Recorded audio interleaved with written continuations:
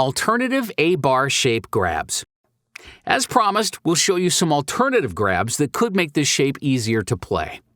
It's worth trying these if you're struggling with the fingering in the previous lessons. However, making it easier also means that we have to sacrifice some strings. So, the original way to play the A-bar shape is like this.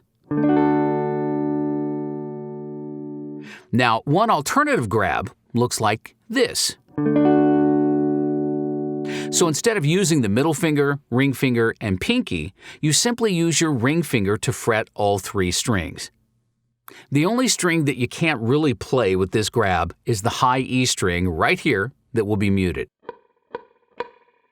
But the remaining strings will ring out, so the chord still sounds almost the same.